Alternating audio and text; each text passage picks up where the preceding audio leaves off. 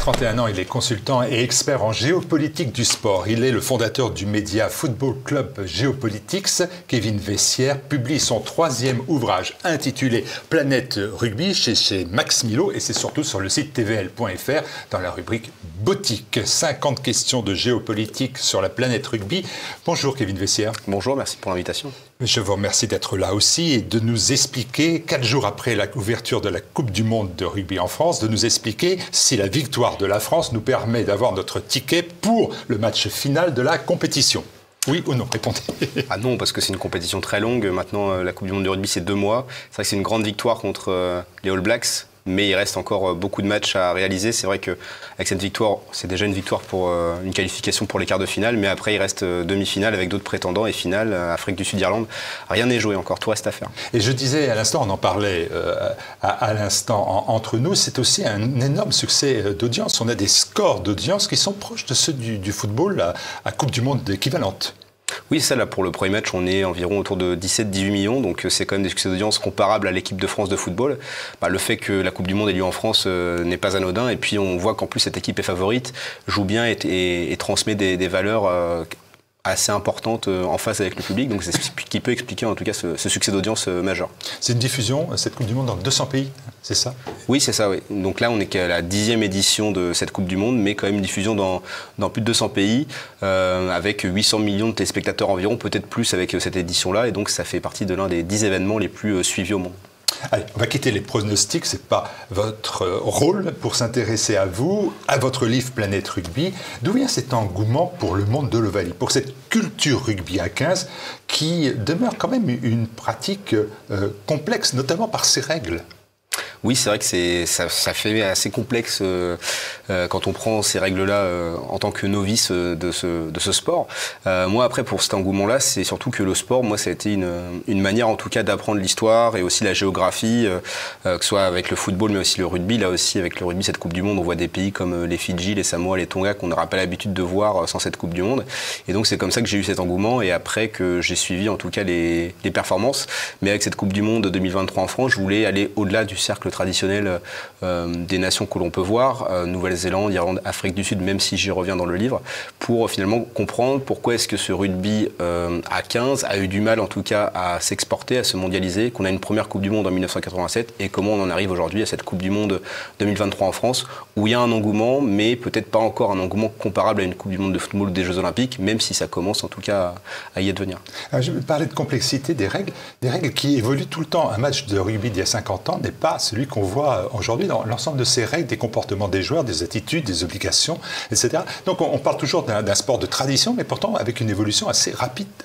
Oui, assez rapide, et surtout depuis 1995, c'est là où le rugby passe du statut amateur au statut professionnel, alors que de nombreux sports sont passés professionnels beaucoup plus tôt, et donc il y a un temps de jeu effectif, donc c'est-à-dire que finalement il y a beaucoup plus de phases de jeu et de contact en rugby depuis cette période professionnelle, parce que les enjeux sont plus importants, avec aussi des changements de règles, avec l'apparition aussi d'outils vidéo pour aider les décisions, parce que qui dit enjeu économique important dit pression du résultat, obligation de résultat, et c'est pour ça qu'on arrive à des règles qui se différencient du rugby d'antan. Alors vous répondez à 50 questions de géopolitique dans l'ouvrage, mais ça il faut l'acheter parce que moi je n'aurai pas le temps de vous poser toutes ces questions. Alors, je vais aller à l'essentiel. Comment est né le rugby? Est-ce qu'on doit garder le nom de Webb Ellis? Oui, le nom de Webb Ellis, on peut le garder parce que ça fait partie un petit peu de la légende finalement du rugby. La naissance du rugby, donc voilà, c'est selon ce qui est raconté par les Britanniques, c'est que ce serait finalement un étudiant de l'école de rugby qui s'appelle William Webb Ellis et qui, lors d'une partie de football, aurait pris non pas le ballon au pied, mais le ballon à la main pour l'aplatir dans l'embut adverse. Donc ce qu'il faut savoir, c'est qu'à l'époque, en fait, toutes ces pratiques de jeu de balle, notamment le football, c'était des pratiques éducatives par ces public schools, donc des écoles britanniques qui étaient là pour former l'élite anglaise de demain. Et certaines écoles vont du coup plutôt choisir d'autres biais de football, à travers notamment cette école de rugby, qui va développer sa propre ligne éducative à travers ce sport et qui va même parvenir à se différencier du football à partir de 1870, où il va y avoir des premières règles qui vont être édictées, et donc il va y avoir progressivement une séparation entre le football et le rugby. On voit bien, avec l'organisation de la Coupe du Monde, vous l'avez dit, c'est un sport qui s'est internationalisé. Est-ce que c'est sous l'impulsion des nations britanniques, ou est-ce que c'est plutôt une politique volontariste pour des pays qui cherchent à développer cette discipline. On pense par exemple au Japon, qui se comporte d'ailleurs très bien dans cette coupe, pour commencer, et qu'on n'attendait pas forcément depuis longtemps, mais il y a déjà une Coupe du Monde au Japon précédemment. Oui, alors cette internationalisation du rugby, elle a pris du temps, notamment parce que le rugby a été, gardé par un carcan britannique. C'est vrai qu'il y a un premier match international dès 1870 entre l'Angleterre et l'Écosse, une première fédération internationale dès 1886, fondée par l'Irlande, le Pays de Galles, l'Écosse et l'Angleterre. Mais ça va rester, en tout cas, entre les mains des Britanniques. Une diffusion en Europe qui va être très limitée parce qu'ils vont vouloir finalement jouer qu'entre eux. Donc il y aura l'exception française dont on reviendra plus tard. Et après, quelques pays, enfin anciens territoires sous l'Empire britannique qui vont pouvoir développer cette pratique. Nouvelle-Zélande, Australie et aussi Afrique du Sud. Mais dans d'autres pays, notamment États-Unis, ça ne va pas forcément se développer parce que dans ce sport, en tout cas du rugby, on voit une importation de l'Empire britannique et donc on ne veut pas jouer au même jeu qu'une nation qui est finalement concurrente. Et donc cette internationalisation va prendre du temps et c'est finalement l'Australie et la Nouvelle-Zélande qui vont pousser à la fin du XXe siècle pour faire en sorte d'avoir un tournoi international majeur comme une Coupe du Monde de football qui sont des événements de plus en plus médiatisés et ils vont enfin réussir à les convaincre avec un vote en 1985 qui va acter une première Coupe du Monde en 1987 organisée par les deux nations qui ont porté ce projet, l'Australie et la Nouvelle-Zélande. L'importation de la Grande-Bretagne, de l'Empire de Grande-Bretagne, on se dit alors comment ça a pu arriver en France? Comment le rugby s'est implanté en France particulièrement? Aussi d'ailleurs dans le sud-ouest, à l'exception notable, et je le dis pour les supporters du Stade français et du Racing, et à mon ami Max Gazzini, qui bien évidemment ces deux équipes sont au nord de la Loire. Mais sinon, globalement, la tradition du rugby, c'est dans le sud-ouest. Alors comment ça s'est implanté en France? Si ça venait de Grande-Bretagne, c'était mal barré, si vous me permettez l'expression. Et pourquoi dans le sud-ouest? Alors, c'était en fait, l'Empire britannique à l'époque, c'est la première puissance mondiale, mais il y a quand même une notion de prestige britannique de par des éléments culturels, et le football et le rugby en font partie. Et notamment en France, vous avez le baron de Pierre de Coubertin qui est assez fan de cette ligne éducative britannique. Dans le rugby, même plus que le football, il va y avoir une manière en tout cas aussi d'éduquer et de former les jeunes gens de demain. Et il va beaucoup pousser pour le rugby, et donc avec la fondation des premiers clubs. Donc le premier club, ça va être Le Havre en 1872, et après le Stade français et le Racing à partir des années 1880. Et par contre, ça va beaucoup se développer après, au début du XXe siècle, dans le sud-ouest. Pourquoi? Donc, on ne sait pas encore exactement toutes les raisons, mais quelques pistes en tout cas nous permettent de l'évoquer. Déjà dans le sud-ouest, vous aviez un jeu qui s'appelait la barrette, qui s'apparentait au rugby, qui avait déjà pu être pratiqué, donc il y avait déjà un terreau pour cette pratique-là. Et puis bon, on sait aussi que la région bordelaise, de par son histoire, avait une influence britannique. Et il y a resté en tout cas une forte influence britannique dans la région de Bordeaux, et ça a pu expliquer aussi que le rugby a pu aussi s'importer dans cette région-là. Et enfin, peut-être le point le plus important, les premiers championnats de France de rugby ont lieu en 1890 et le Stade bordelais va notamment remporter 6 titres au début du XXe siècle. Et donc le fait que le Stade bordelais batte les grands clubs de la capitale, le Racing et le Stade français, ça va créer un engouement autour de Bordeaux et autour aussi de la Garonne, avec cette volonté de créer son équipe par rapport à son village ou cette ville. Et on va parler de rugby de clocher, finalement un rugby beaucoup plus populaire, alors qu'à l'origine le rugby c'était plus finalement issu des classes élitistes. Et là en France ça s'imbriquer dans le sud-ouest, et cet héritage perdure encore aujourd'hui puisqu'il y a une forte connotation sud-ouest à travers le rugby français. Connotation sud-ouest, à l'ouverture de cette Coupe du Monde au Stade de France, l'ensemble des supporters et des personnes présentes reprennent un chant qui est celui de Bayonne, qui est celui du sud-ouest.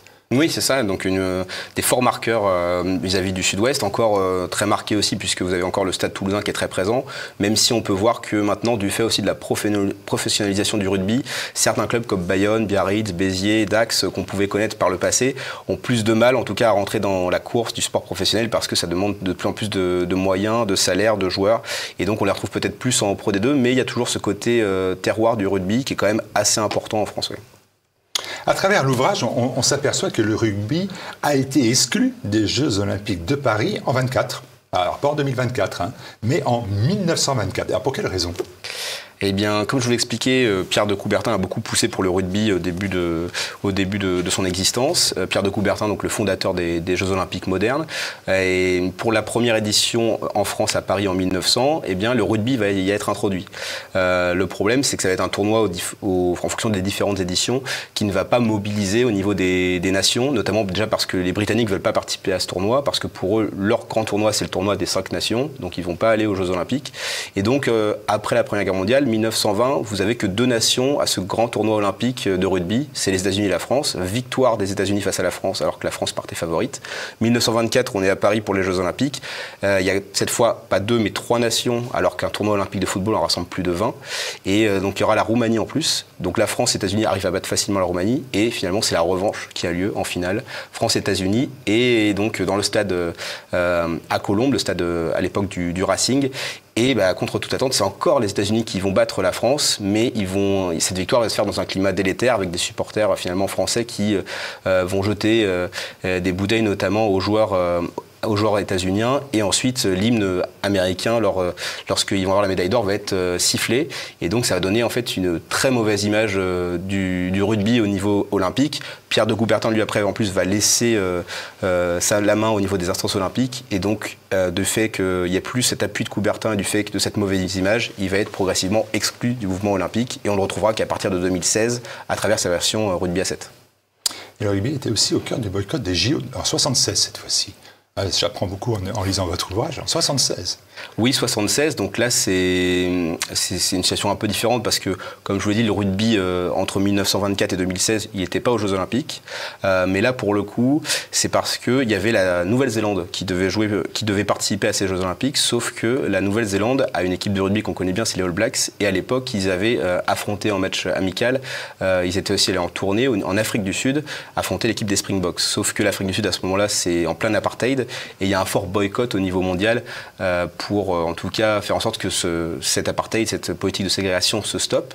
Et l'autre biais qui va être utilisé notamment par les nations africaines, ça va être notamment de dire si la Nouvelle-Zélande qui a joué contre cette équipe d'Afrique du Sud valide entre guillemets ce système d'apartheid, nous on veut pas concourir contre n'importe quel sportif néo-zélandais, et donc on va boycotter les Jeux Olympiques de 1976 à Montréal, et c'était le cas puisque vous avez plus de 20 délégations africaines qui vont mettre la pression au CIO et qui vont véritablement boycotter ces Jeux. Donc c'est le premier boycott massif avant ceux de 1980 et 1984 aux Jeux Olympiques. Alors on voit quand même que ce rugby, il existe au XXe siècle de manière très, très présente, et pourtant la professionnalisation, elle se fait petit à petit, l'internationalisation, elle se fait petit à petit, et pourtant il faut attendre quand même 1987, c'est pas si vieux que ça d'ailleurs, pour connaître une première Coupe du Monde. Pourquoi on a attendu tant de temps? Parce que là, quand il y a de l'argent à prendre, d'habitude on fait très vite les choses, non?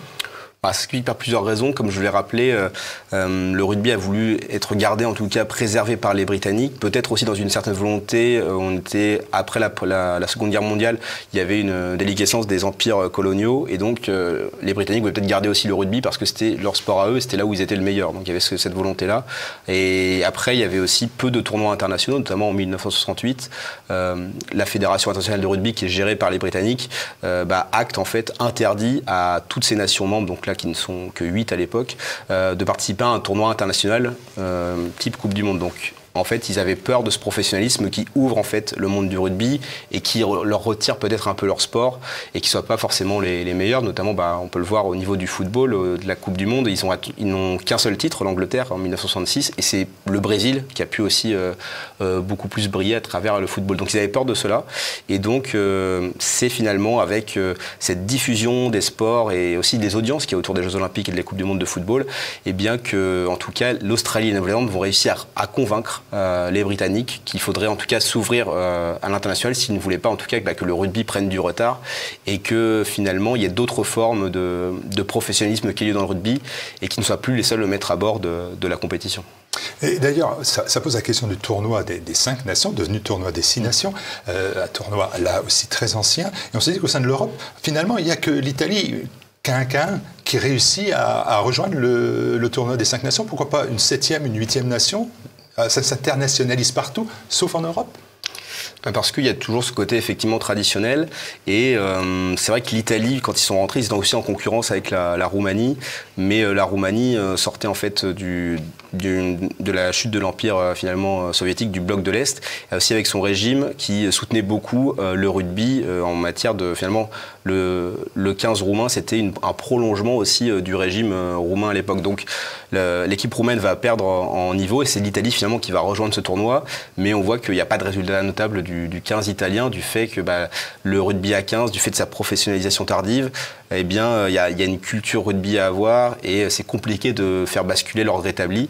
Et pour l'instant, c'est vrai qu'il y a ce tournoi des 6 nations, mais il n'y a pas de possibilité de promotion-relégation avec les autres niveaux du rugby européen, où vous avez notamment l'Allemagne, la Belgique, l'Espagne, la Géorgie et la Roumanie, mais il n'y a pas encore système de promotion-relégation parce que c'est 2 organes différents qui organisent ces tournois.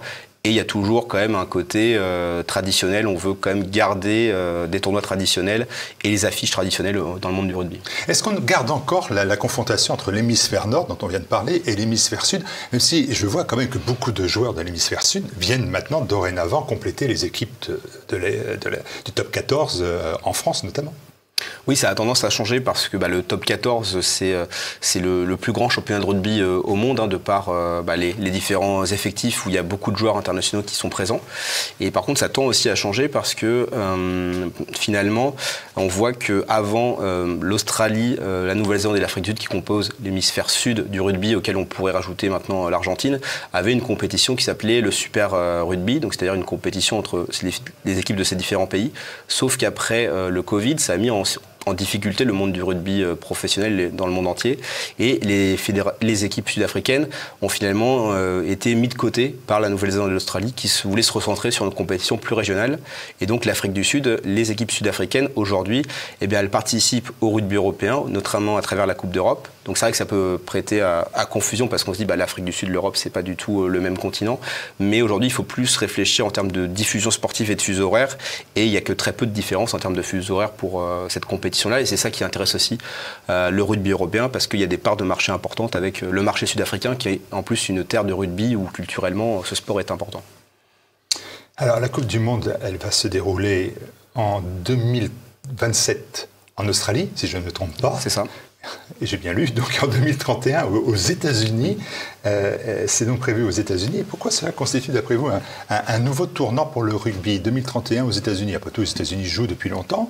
À l'époque même, vous nous avez expliqué que c'était eux qui étaient hués dans les stades. C'est plus les mêmes actuellement. Mais pourquoi ça va poser un problème, un tournant? Un problème, ou est-ce que ça va être un tournant?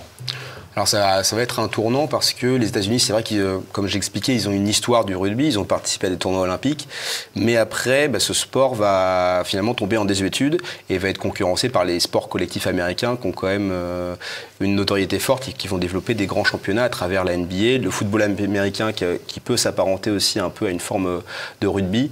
Et c'est vrai que aujourd'hui, le rugby, en tout cas aux États-Unis, c'est pas un sport qui est massivement pratiqué, un début de professionnalisation d'une ligue, mais qui est très faible en termes d'audience, même dans les stades.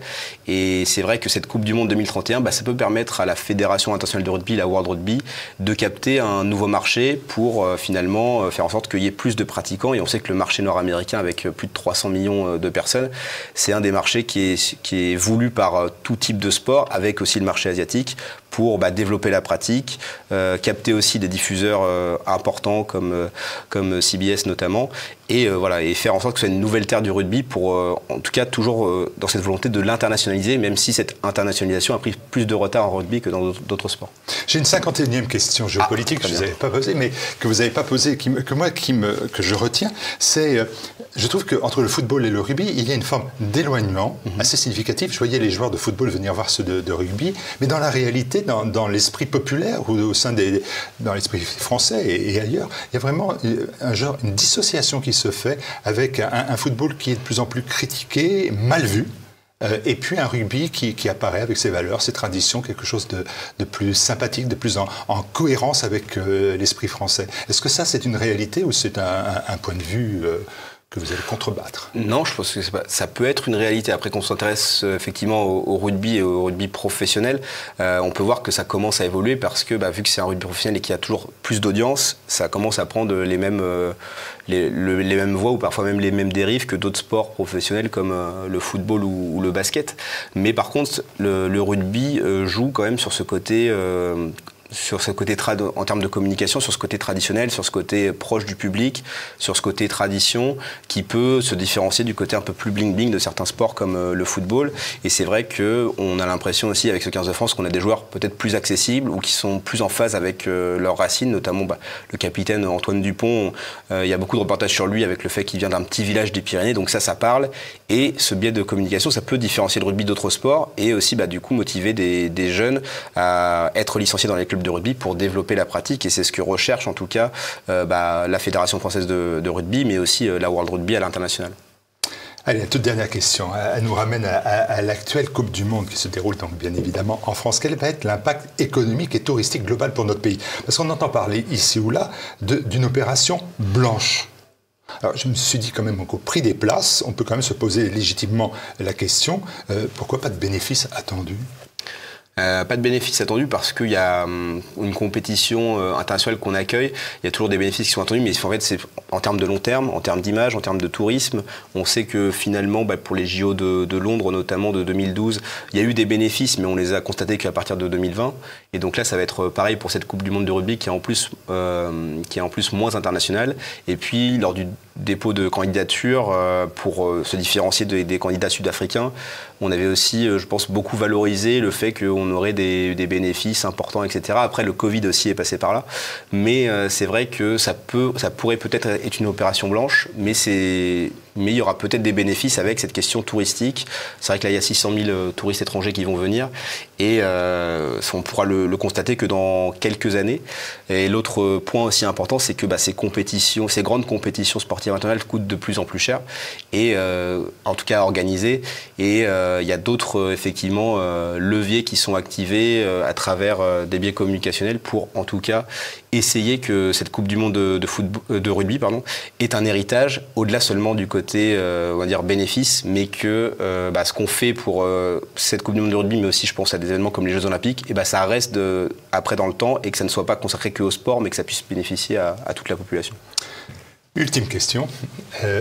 Vous regardez cette Coupe du Monde, vous en avez vu beaucoup, vous avez appris, regardé aussi pour le football ces mêmes grandes manifestations. Est-ce que vous considérez, au moment où nous parlons, il n'y a eu que des matchs de mémoire à Paris, au Stade de France, à Marseille et à Bordeaux, au moment où nous parlons, je pense. Et après, il y a 9 stades durant la compétition, donc il y en a eu un peu partout. Est-ce que de ça, vous considérez que c'est bien organisé pour l'instant? Ou est-ce que vous entendez déjà, j'ai entendu des critiques pour les files d'attente à Bordeaux, pour les transports, jusqu'au Stade de France pour boire de la bière. Est-ce que ces petites choses comme ça prouvent que c'est une mauvaise organisation ou au contraire, ce sont les péripéties de toute organisation humaine transportant des centaines de milliers de personnes? Mais en tout cas, il n'y a pas de fiasco comme on a pu le voir pour la finale de la Ligue des Champions qui a eu lieu l'an dernier entre Liverpool et Real Madrid au Stade de France, où là, ça avait fait grand bruit. Là, par contre, il y a quelques problèmes organisationnels, notamment on a pu le voir au Stade de France et au Vélodrome, notamment en termes d'accès des stades pour les supporters. Après, pour d'autres matchs qui ont eu lieu au Vélodrome, ça s'est mieux passé pour les rencontres suivantes. Donc, il y a eu en tout cas des actions qui ont été remises juste derrière. On pourra faire le bilan par la suite en termes de ressenti des touristes et des spectateurs internationaux. Mais c'est vrai que cette question d'accueil du public et de gestion du public au quotidien, c'est l'un des éléments qui va être très important pour cette Coupe du Monde de rugby, mais aussi pour les JO 2024. Et donc, faut être très vigilant par rapport à ça, parce que après, les touristes qui viennent ici pour une compétition comme la Coupe du Monde de rugby ou les JO, après, ils vont aller chez eux et ils mettront en avant une certaine image de la France si elle sait bien accueillir les touristes internationaux. Donc après, ça peut avoir des conséquences, comme on l'évoquait, sur les bénéfices plus tard pour cette compétition. Parce que la difficulté d'organiser les JO en 2024, c'est 10 fois, 20 fois supérieur à l'organisation de la Coupe du Monde. Vous aurez plus de compétitions, vous n'aurez pas forcément des personnes qui seront dans un stade. C'est aussi ce que pose la question de la cérémonie d'ouverture. Donc ce sera finalement démultiplié. Donc c'est pour ça que là, il y a eu quelques petits problèmes au niveau organisationnel, au niveau de l'accueil des spectateurs. Mais après, si ça peut être réglé durant la compétition, c'est tant mieux. Ça veut dire qu'on a cette capacité de réaction. Et puis, on attend quand même, on espère quand même on espère que du bien de ces Jeux Olympiques Paris 2024. Et si on peut recalibrer les choses bien en amont, on ne sera que satisfait. Voilà, la réaction, vous l'avez eu, c'est de publier un bouquin sur le rugby au moment même où toute la France en parle. Planète Rugby, 50 questions géopolitiques. Merci Kevin Vessière. Merci.